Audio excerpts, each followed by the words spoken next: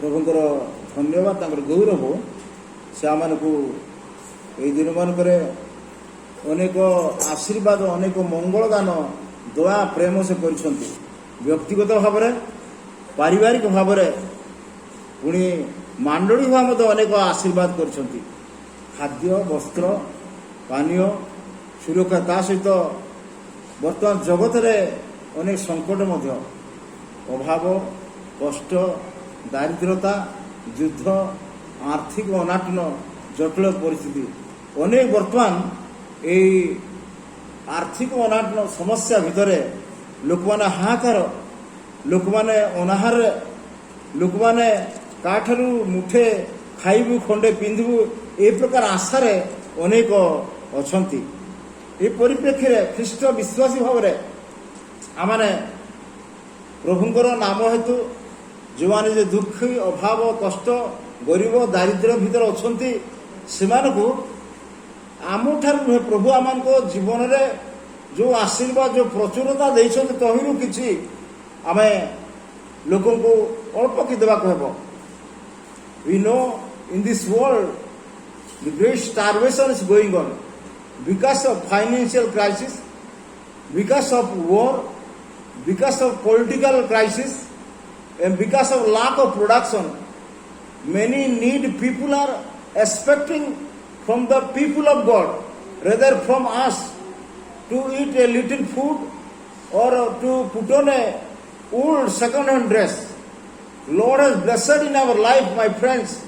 a lot of things: food, cloth, house, four-wheeler, two-wheelers. So, out of the God's blessings, let us try to give a little thing to the people who are starving, those who are staying without food,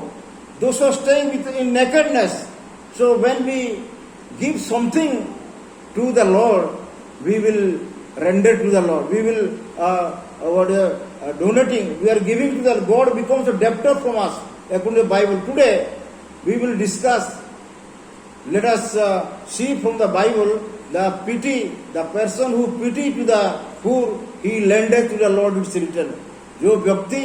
प्रभु गरीबों को दया करे से कौन करे से ईश्वर को ऋण दिए बोले लिखा होता है देखिए we will read from Proverbs chapter 19 verse 17. I will read आमने इस समय हितोपदेश तार 19 अध्याय तार 17 पद रु पाठ करिबा जे दरिद्र को दया करे से सदा प्रभु ऋण दिए पुणी से ताहार उत्तम कर्मर परिशोध करिवे प्रभु ए पढ़ित वाक्य से मान आशीर्वाद करंतु एठारे ज्ञानी सोलोमन तांकर हितोपदेश से लिखती जे गरीब को दया करे जे गरीब को टिके सहानुभूति देखाए जे गरीब को बिना पानी दिए जे गरीब को मुठे खाइबा को दिए जे गरीब को निजर पुणा वस्त्र खंडे दिए से कौन प्रभु को ऋण दिए एवं प्रभु तार उत्तम कर्मर प्रतिशोध करेंगे लिखा जाए तेज प्रारंभ मुझे कहली वर्तमान पृथ्वी रे आम देश आम राज्य अंचल आज अर्थनीति संकट हेतु चाष पुणी विभिन्न प्रकार कार्य व्यवसाय अभाव हेतु अनेक खाद्य वस्त्र अभाव विशेष गरीब दीन पिला माने वर्तमान अन्यमान आशा करुँच परिप्रेक्षी में आमर से अल्प भीतर जदि मुठे आम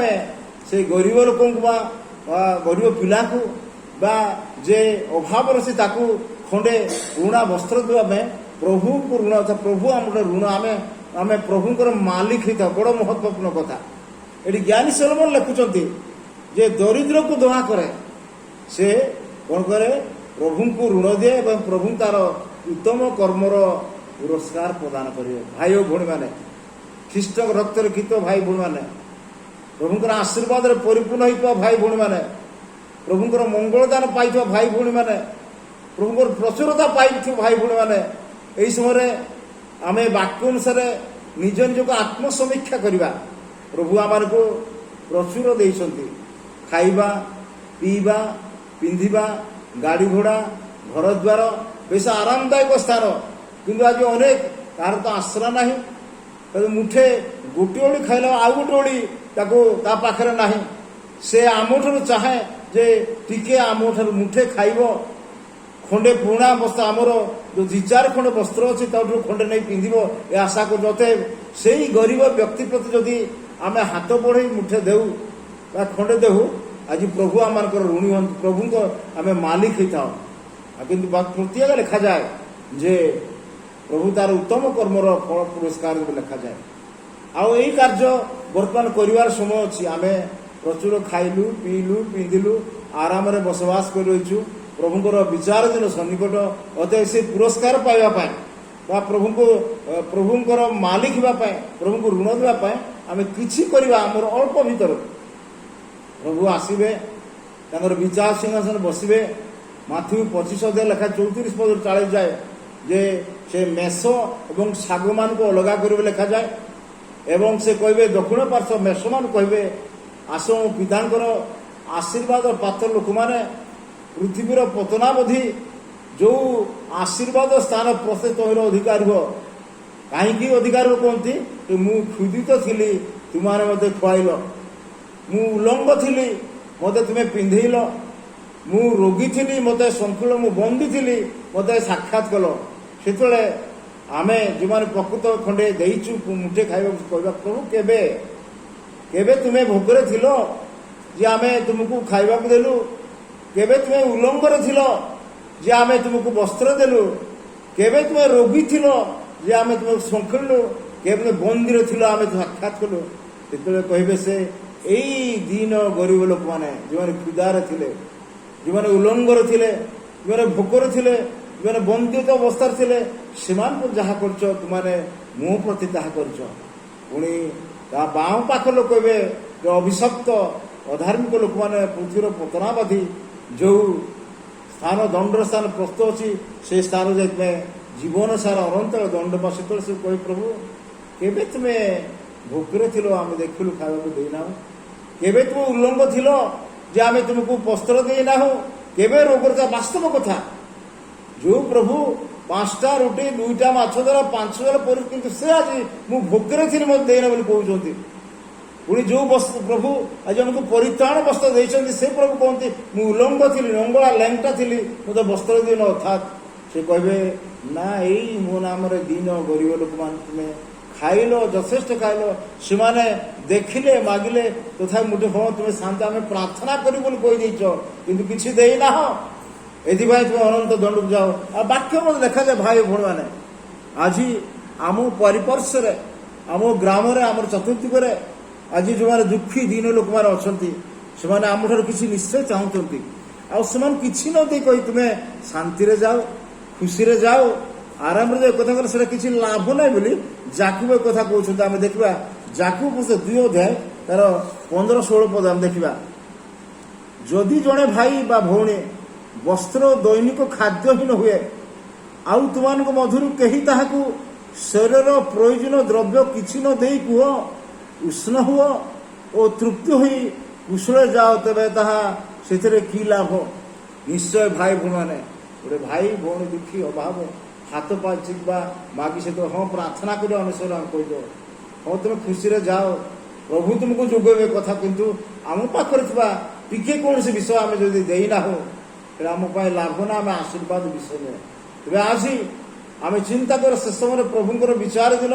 पुरस्कार देवा समय आम आसु गरीब दीन प्रति आम टिके दया करवा मुठे आमर अल्प खाद्य ये ओली को न था से ओढ़ मुठे देवा एवं से गरीब प्रभु को ऋण देवा प्रभु आमको आशीर्वाद कर वाक्य देखा दुर्भिक्ष समय अभाव संकट समय कौन घटी जे से प्रभु नाम टिके खाद्य टिके मैदा तेल थिला आ से कौन कर आशीर्वाद पात्र होती आम देखा विचार करता पुस्तक प्रथम राजावली तार 17 अध्याय देखा प्रथम राजावली तार 17 अध्याय देखुचु जे 3.5 वर्ष बा 3 वर्ष 6 मास इस्राएल मान भितर भयंकर दुर्भिक्ष है से दुर्भिक्ष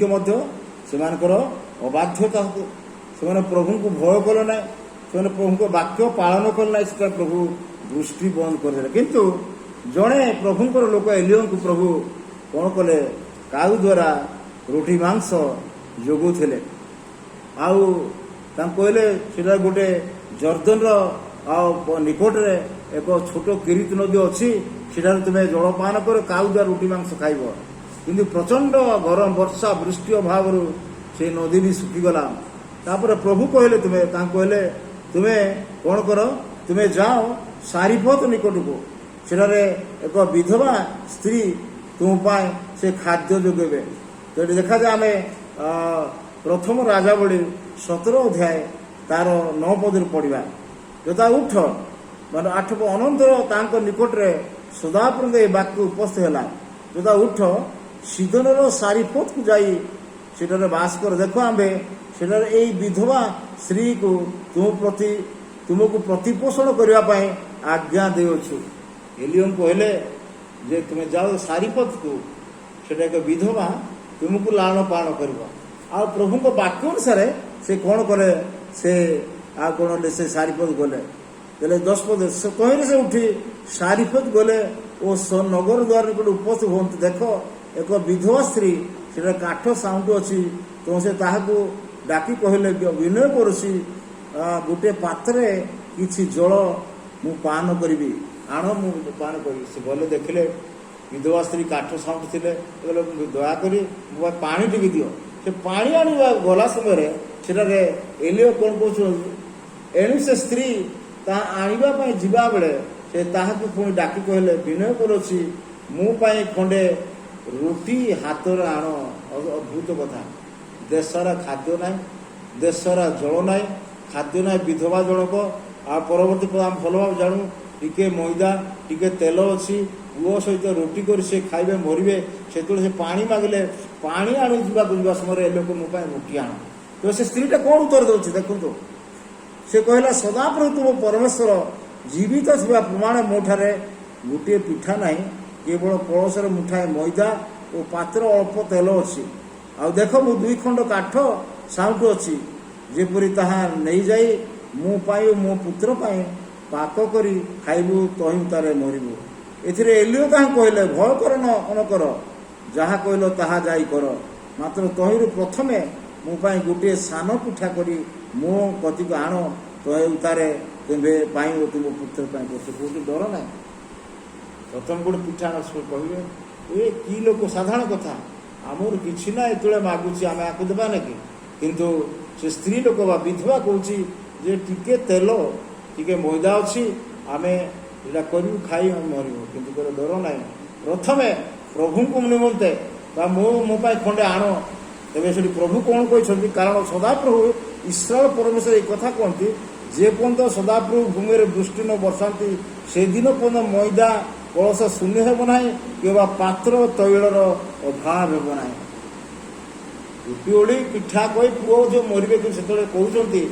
ଏଲିଓ ଯେ ମୁଁ ପ୍ରଥମେ ମୋ ପାଖକୁ ଖଣ୍ଡେ ପିଠା ଆଣିଦିଅ। ପ୍ରଭୁ ଦେଶକୁ ବୃଷ୍ଟି ବର୍ଷା ପଠେଇବା ପର୍ଯ୍ୟନ୍ତ କ'ଣ ପାତ୍ର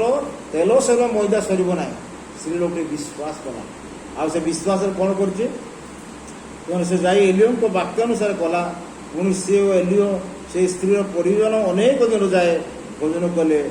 ଆଉ ପ୍ରଭୁ ସେ ବାକ୍ୟ ଅନୁସାରେ ବିଶ୍ୱାସ କରି କ'ଣ ଟିକେ ମଇଦା ଟିକେ ତେଲ ପ୍ରଥମେ ଏଲିଓଙ୍କୁ ପ୍ରଭୁଙ୍କ ନାଁ ପିଠା ଦେଉଥିଲା। ଅତଏବ ସେ ଯଦି କହିଲେ ତ ନା ଆମ ପାଇଁ କିଛି ନାହିଁ, ଖାଲି ଏତିକି ଅଛି,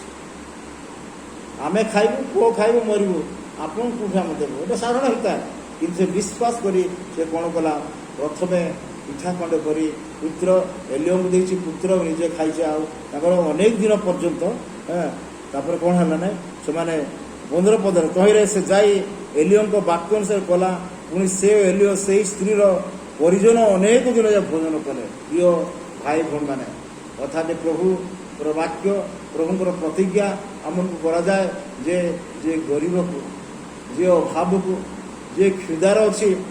ତାକୁ ଦୟାକର ଖଣ୍ଡେ ଖାଇବାକୁ ବା ଟିକିଏ ପିଇବାକୁ ତାକୁ ପ୍ରଦାନ କର। ତେବେ କ'ଣ ହେବ, ସେ ପ୍ରଭୁ ତୁମର ଋଣୀ ହେବେ। ଆଜି ଶେଷ ଦିନରେ ଆଜି ଅନେକ ଅଭାବ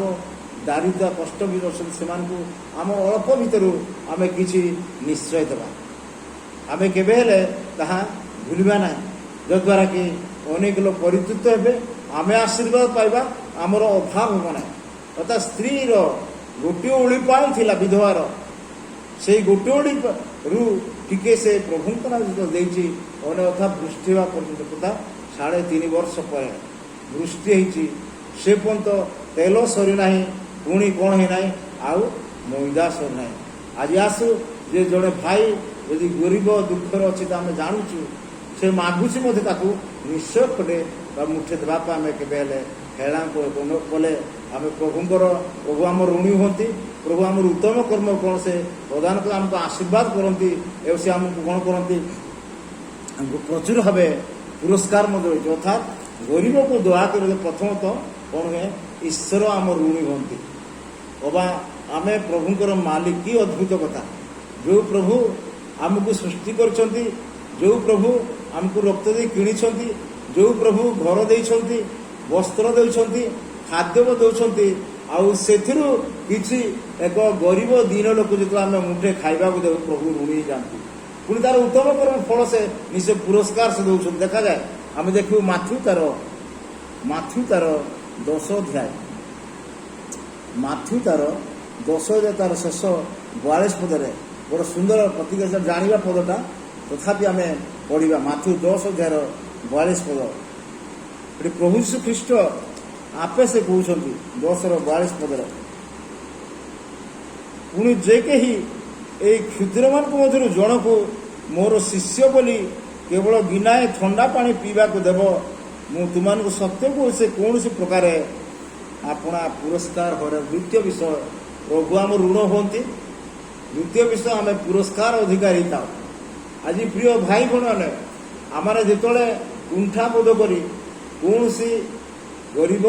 दीन लोक को जदि आम प्रत्याख्यान करदे पानी टिके देना खाद्य देना से लोक भोकिला ऋण गला आम पुरस्कार वंचित हेलु पुणी कौन हम आम शेष दिन में दंडित होवार निश्चित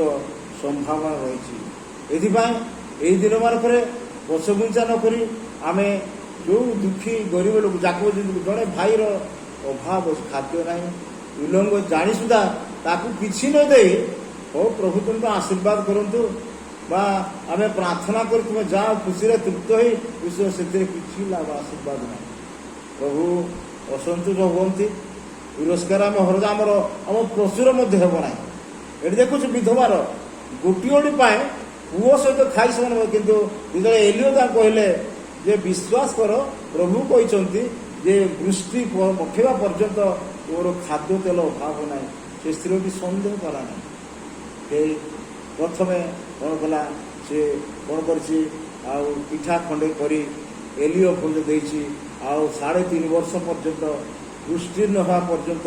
खाद्य अभाव ना तेल सरीना आउ कौन है ना आउ मैदा सुना तेरे राजा राजा आहाब राजा गृह खाद्य राजा गृह खाद्य पानी अभाव गोरु गाई पशु पत्र घास ना आउ अन्य देश सारा लोक किंतु आज गरीब विधवा से कौन कर आराम खाऊ प्रिय भाई गुण बर्तमान यही दिन मानक आम जगत सुविधा खाइबू पीवा आराम रहा खाली से आम प्रभु नाम किसी कर अनेक दुखी गरीब पिला अच्छा मातृ छेउंड बाप माँ ना बाप माँ थे दिओली पेट पूरा खाइबा पिला दे पारना से आज आम ठार किसी चाहती अब अन्य किसी गरीब लोक आम किसी गोटे साहाय्य लोड़ती आम से देवा जिते आम प्रभु नाम दे तेरे प्रभु गौरवान तो प्रभु आम उत्तम कर्मर फल से निश्चय पुरस्कार देवे अभाव नईब प्रथम अभाव नईब वाक्य लेखा हे प्रभुंर लोक मैंने भय कर कारण जो भय करती से कौन सी मंगल विषय अभाव ना भी लिखा अच्छे भाई भूण मैंने परवर्त गीत 34-9-10 पदरे लिखा जाए जे युवा सिंह क्षुदारू क्लेश घटव कि भयकारी मान कौन सी उत्तम विषय अभाव खाद्य अभाव ना वस्त्र अभाव ना घर अभाव ना गाड़ी घोड़ा अभाव ना आउ समस्त जगतर प्राचुर्य निश्चय पाइब एथिपाई आसु आम गरीब दीन लोक मान प्रभु नाम आज किसी साहाय्य करवा let us help to the needy and destitute, underprivileged people, that we will be blessed. God will reward us. Whereas according to Bible, the person who gives a cup of cold water, he will not lose the reward in heaven. It is written. Jesus himself says. प्रभु आमान को निजे कहती अतएव आसु आम जागतिक आशीर्वाद आत्मिक भाव आज आम कि प्रकार कार्य कर दुईटा विषय जो उत्तम भाव कार्य करूँ जागतिक भाव कार्य करूँ जागतिक आशीर्वाद कि आत्मिक पुरस्कार निश्चय पाए वाक्य पाउल गालातीय मान कहते गालातीय 4 अध्याय 7 पद गालातीय 6 अध्याय तार 7 पद पढ़ुଛୁ भ्रांत नुह ईश्वर विद्रूपर पात्र नुहति कारण मनुष्य जहाँ बुणे ताहा काटिब या वन टाइप ऑफ सोइंग या एक प्रकार बुणिबा जेतले प्रभु नाम गरीब दिन बुणुचु आम से बुणीवा निश्चय काटवा शेष दिन में 8 पद लिखा जाए जेणु जे अपना शरीर उद्देश्य बुणे से शरीर उत्पन्न क्षणीय शस्य काटिब किंतु जे आत्मा को उद्देश्य बुणे से आत्मा उत्पन्न अनंत जीवन शस्य काटिब भाई भूण मैंने आम हो जागतिक किंतु आत्मिक भाव जदि प्रभु राज्य पाए सुसमाचार पाए प्रभु नाम दुखी गरीब दीन मान को आम किसी करना आम से आत्मिक शस्य अनंत कालीन से बीज काटी पारे शस्य काटी पार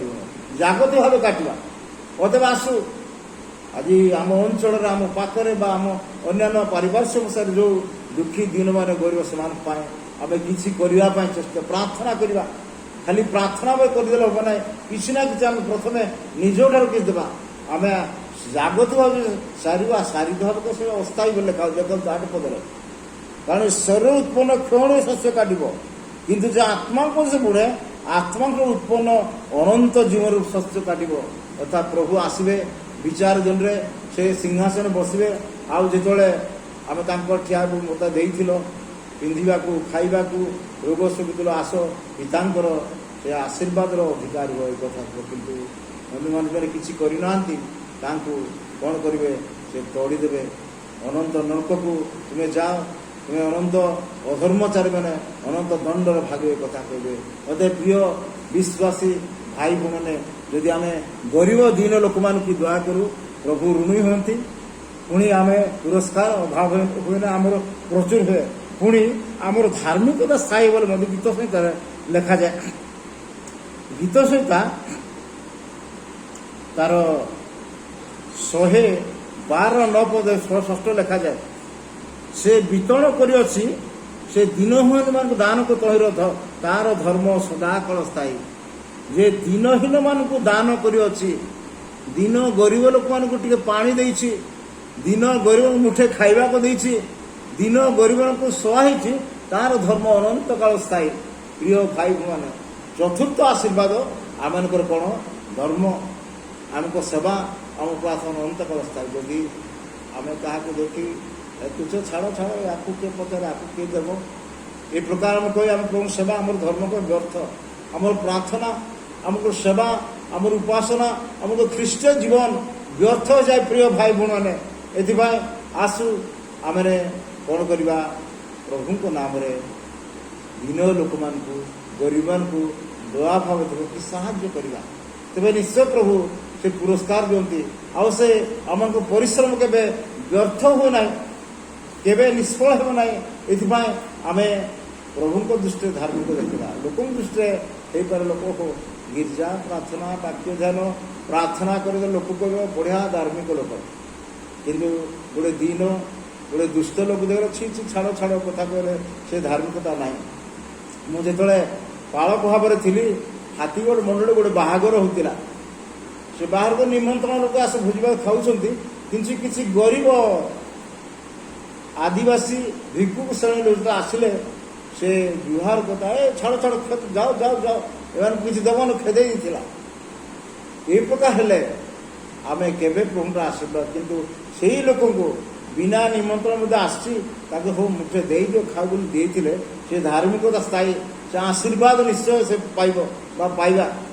किंतु जिते आम तोड़ी देचु पचार ना तेरे ये लिखा जाए तार 9 पदर 112 9 पदर से वितरण कर बांटी दे से दिनहीन मान दान कर तार धर्म सदाकल स्थायी संभ्रम तार सिंह संभ्रम तार सिंह उन्नता प्रशंसा गौरव तार सिंह उन्नत लोक जाओ गरीब मान अभाव लोक मान से साहाଯ୍य कर प्रशंसार पात्र हे पंचम विषय प्रशंसा चतुर्थ धार्मिकता देखिलु प्रशंसार पात्र हे भाई और भौणी मैंने दान करवा गरीब दिख आम के तुच्छ व्यर्थ बोली न भावु प्रभु नाम प्रभु विश्वास आम निजक देखा निज पूर्व विषय मु गरीब दीन दुष्ट अवस्था थी प्रभु मत कौन कर भावी मोपरी गरीब दिन को मुठे देदे खंडे दे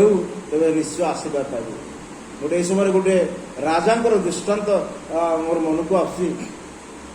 से अति भिक्षुक लोक भिक मागी बुलुले किंतु ईश्वर को आशीर्वाद से दिन राजा हो गले राजा है से राज्यर शासन कर को सिंहासन गला से राजा प्रसाद से हता भीतर गोटे छोट झुपड़ी घर थिला से गृह भीतर प्रवेश करी किसी समय रही तापर से आसी राज सिंहासन बसते मंत्री देखले से विचक्षण मंत्री राजा सब सिंहासन को जीवा पूर्वर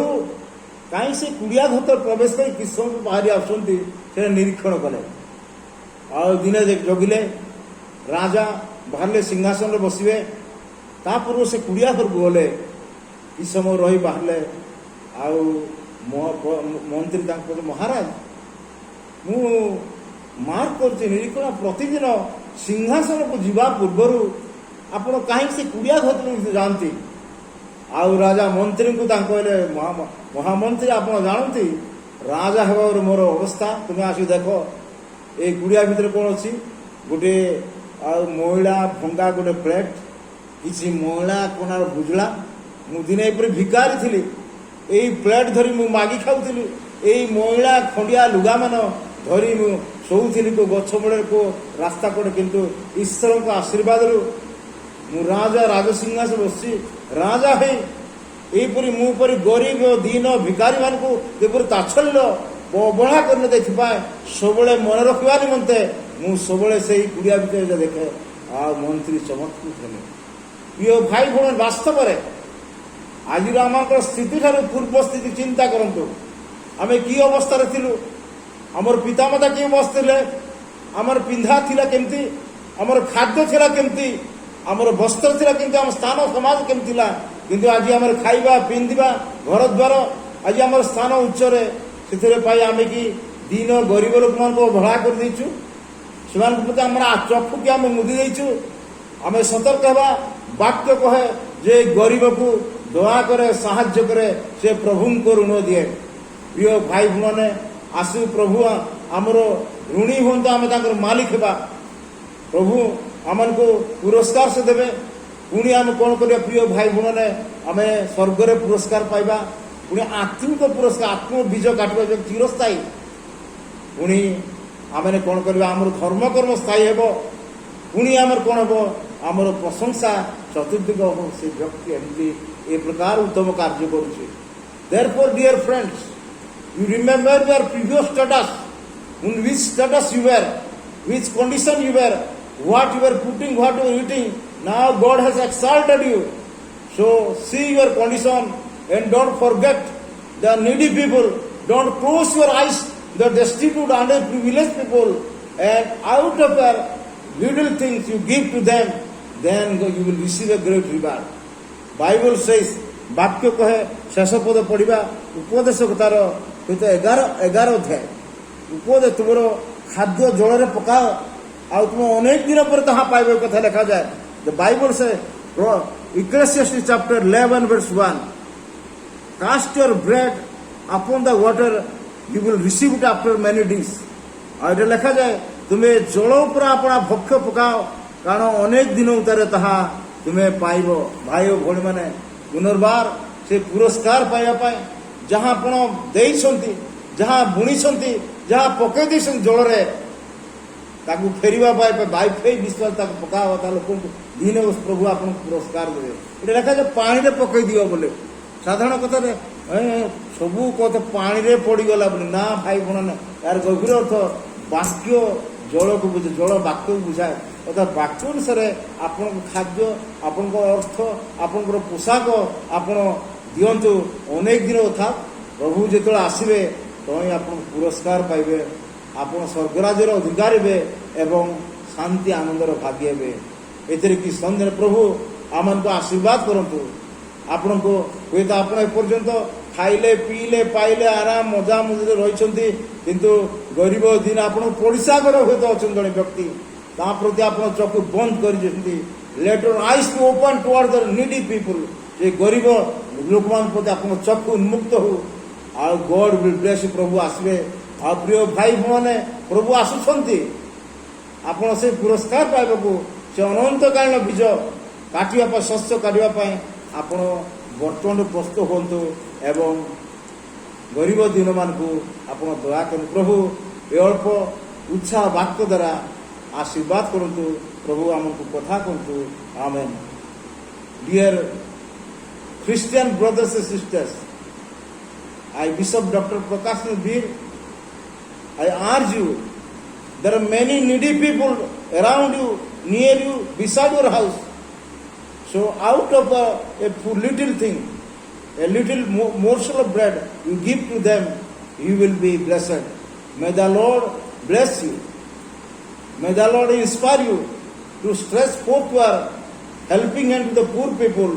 and be blessed in heaven. ପ୍ରିୟ ଭାଇ ଭଉଣୀମାନେ, ଆପଣମାନେ ଯଦି ଆମମାନଙ୍କର ଆତ୍ମିକ କାର୍ଯ୍ୟକ୍ରମ ଶୁଣିବାକୁ ଚାହାନ୍ତି, ଆମର ୟୁଟ୍ୟୁବରେ ଡକ୍ଟର ପ୍ରକାଶ ଜୟ ମିନିଷ୍ଟ୍ରିକୁ ଆପଣ ଟାଇପ୍ କରି ଶୁଣିବେ। ଆପଣ ପ୍ରାର୍ଥନାର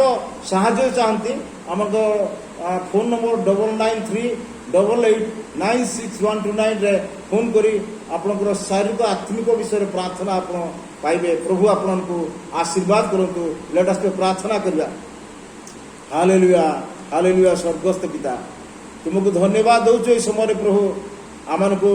ଦିନ ଗରିବ ଦୁଷ୍ଟମାନଙ୍କ ପ୍ରତି ହାତ ବଢ଼ାଇବା ପାଇଁ ପ୍ରେରଣା ଦେଲ। ଗରିବ ଦିନମାନଙ୍କୁ ସାହାଯ୍ୟ କରି ପୁରସ୍କାର ବାକ୍ୟ କଥା କହିଲେ ଧନ୍ୟବାଦ ପ୍ରଭୁ। ଏ ପ୍ରଭୁ ଆମ ନିଜଠାରେ ସନ୍ତୁଷ୍ଟ ନ ହଉ ପ୍ରଭୁ, ଅନ୍ୟମାନ ପ୍ରତି ଦ୍ୱାରେ ଆମେ କିଛି ନା କିଛି କରି ପୁରସ୍କାର ପାଇବା କୃପା କର